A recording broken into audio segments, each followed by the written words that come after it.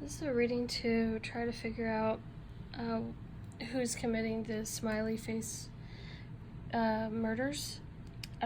If you don't know about it, it's there's like over 100, I think, young men who supposedly drowned after a night of drinking. But I recently saw a show where they were trying to debunk that theory, and that they actually believe that the men were murdered by what they think is like a gang of killers.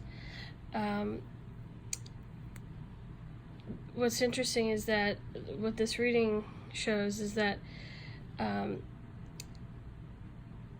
those boys, they were murdered, but they weren't murdered from a gang of killers.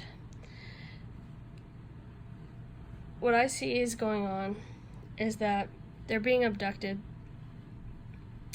by an older gentleman and a younger woman. But when I say younger, I mean just she's younger than the man. So this man would be over age 40 at least, and the woman would be slightly younger, probably like 30s or so.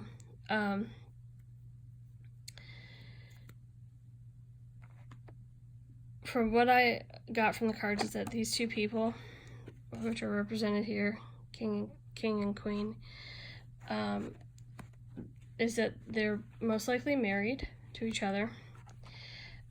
This man is a quote-unquote religious fanatic, but not any religion that you'd first think of, because from what I got from the cards, that this man is Satanist. And the woman that he's with, she's sort of brainwashed by this man. So she almost like worships him and follows whatever he says, does whatever he says. So she's complacent and compliant in his crimes. She helps him. In the ways that she helps him, she would probably help him lure the young men away, maybe even help drug them. So if it was sort of like we're going into a party, maybe she would be sent into the party or the bar and slip the drug in the drink, that sort of thing, so that they wouldn't be detected, because having a young woman around young men is, a lot less suspicious than an older gentleman. Okay. Now what I see is that it's his idea, it's his creation to do these things, okay? He creates it, and it's almost like his passion. I know that sounds horrible to say, but to him, it's like his passion. One thing that he does for sure is that in order to defend himself, meaning to make sure he doesn't get caught, he keeps moving. So they keep moving around from place to place, and once he's got a few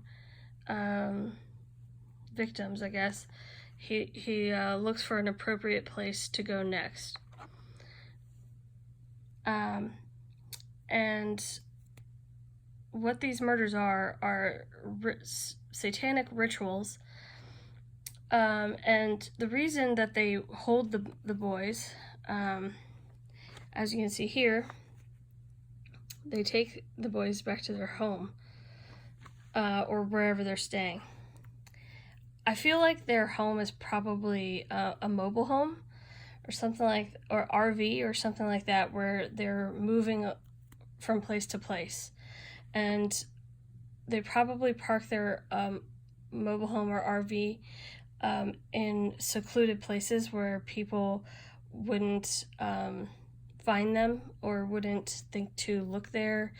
and most importantly, where even if the boy got away, when he's being held, he wouldn't have anywhere to go because it would be in a very secluded area. Now, and that's what this indicates here, is that they're sort of off the grid. Their home is off the grid, so they're in a mobile home, and they park it in places where they are not detected, or they're not going to be bothered, that sort of thing. Now, when they abduct these boys and they bring them back to their home, what I got when I asked the cards many questions, as you can see.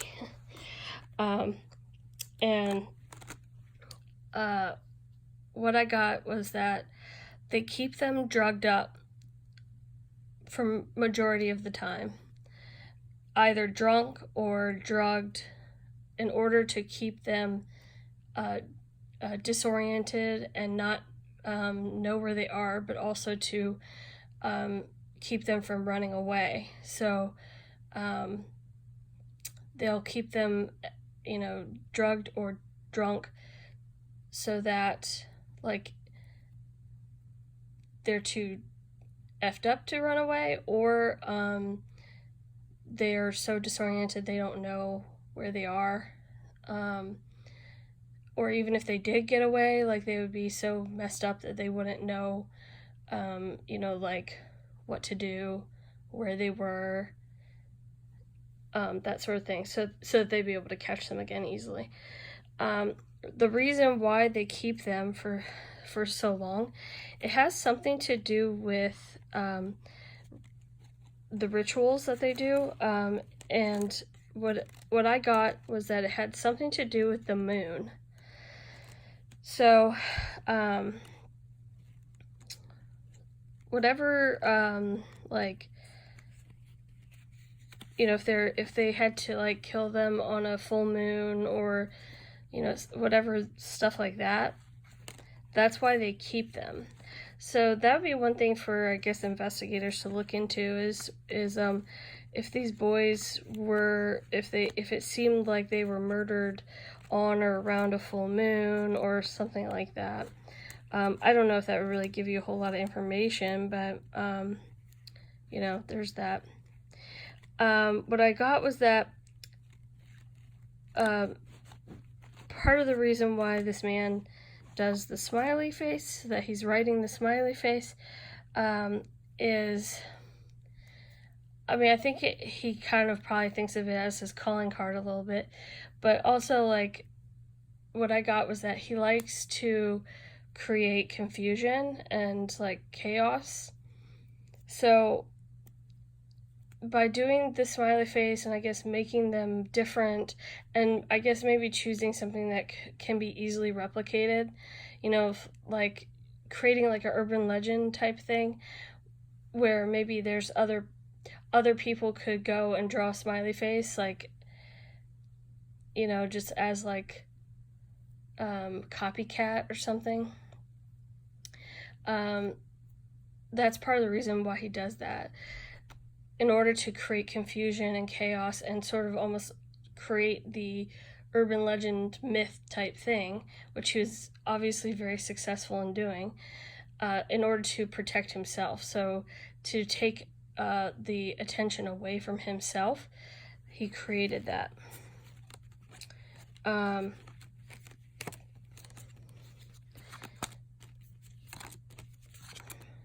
to see what else I got.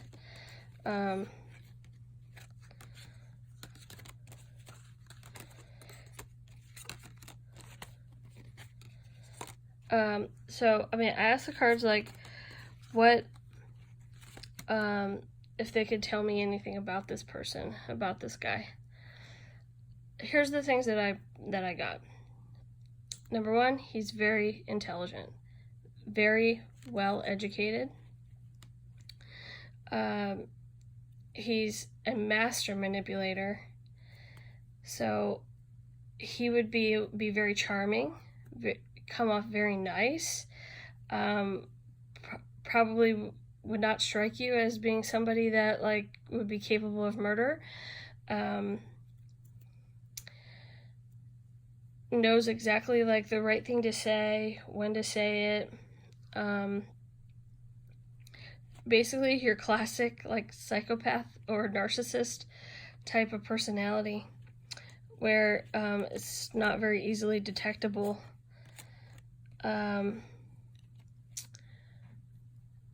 What I also got was that he's able to do this because he inherited money from his mother. His mother would have had a business of her own where had something to do with diet or fitness or beauty. Something in those categories where she would have made a lot of money and left it all to him. So this man didn't really have a lot of responsibilities to take care of. So like when you just have like money and you don't have to do anything, you don't have to work for your money. I feel like he became sort of engrossed in the occult world, and is now so engrossed in it that like he's gone this like extra mile where he's doing these ritual sacrifices for his religion, and it's all he does. It's all he cares about. What I do see was that like he did belong to like some sort of occult group, satanic group, and he would have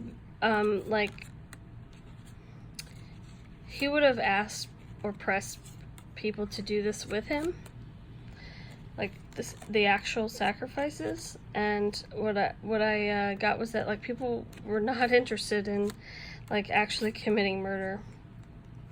So the only person that he was able to get to do it with him was this woman who he most likely met within this occult group. She was sort of the yin to his yang. I did get that the way that they are killing them is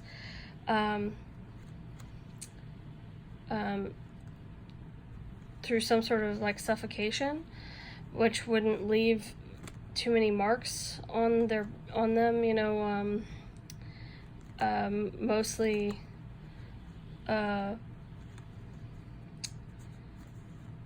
Mostly like I would assume like putting a pillow over their head or putting a bag over their head or something like that.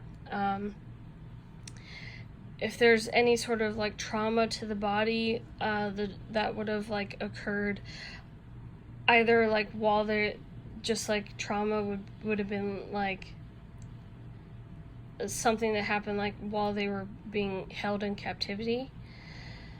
Like abuse, I guess is the right word. They would have been abused while they were in captivity. Trying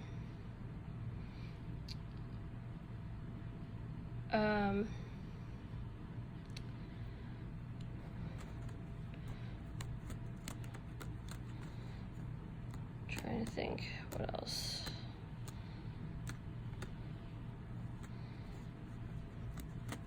I didn't get any sort of like sexual abuse or anything like that. All they do is like they pick their person of choice, and they in some way drug them, whether it's the woman who's doing the drugging or the man, but I most likely would think it's the woman, because it's much more accessible for a woman to get close to a man. And they lie in wait for their moment to like pick him up, and they take him back to their house, which is a mobile home, parked in a secluded area, and they wait until they keep him alive, but they also keep him drugged. And then they wait until it would be the appropriate time for the murder, which would be something to do with the moon. So like a full moon or something like that. And then he is murdered by suffocation in most cases, and then is put into water. What I did get is that is also part of the ritual. Putting them in water is a very important part of the ritual. And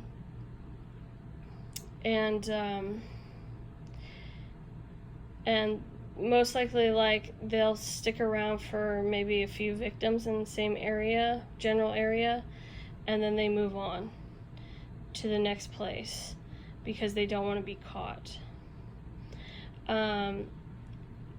Unfortunately, what I did get was that this person probably will never be caught, and the woman is so brainwashed that she won't ever rat him out either. So that's basically what I got from the cards. So what that woman saw, there was one case where I think it was Will, I don't remember which boy it was, but anyways, it was one of the boys where a young girl was walking and she saw him being approached by a car, and she saw an older gentleman driving the car, and a younger woman in the back seat, I think. And that is your perps right there, without a doubt. It's a shame that woman didn't get the license plate. Although most likely it probably would have been a rental car that they would have picked him up in. But still, I mean, I don't think you can rent a car without putting your driver's license and that sort of stuff. So, I mean, it is a shame that she didn't get the license plate.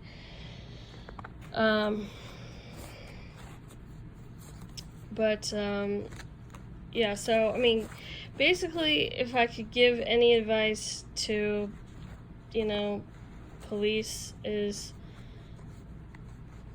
I don't know, you really just have to look for this like couple, that a man and a woman that is doing this, and I don't know, you could keep an eye out for RVs,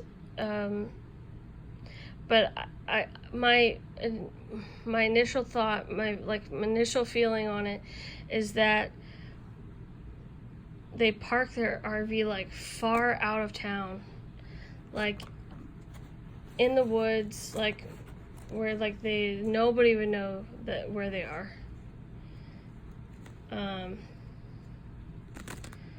So I mean, these people are really, really good. Like, very difficult, like, to spot, to pinpoint, because number one, it's like such an unlikely thing, like that a man and a woman would be doing this together. They have it down to an art by now. I mean, this man has murdered like over 100 young men. I'm not sure why they choose young men. That's one thing I don't know. Maybe I can try to figure it out, but hold on.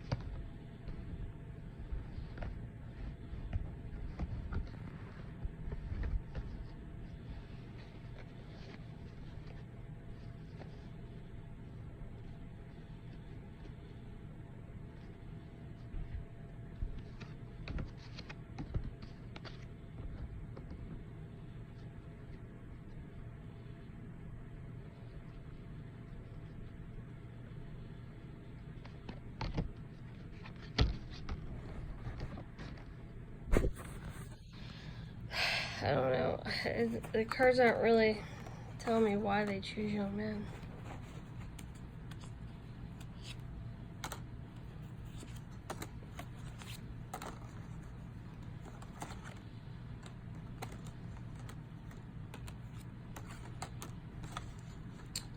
I mean, I think it has something to do with who they are sacrificing the person to. Because whatever like God or whatever they're sacrificing the boy to, it like creates some sort of balance, which would make me think that whatever deity they're you know, like whatever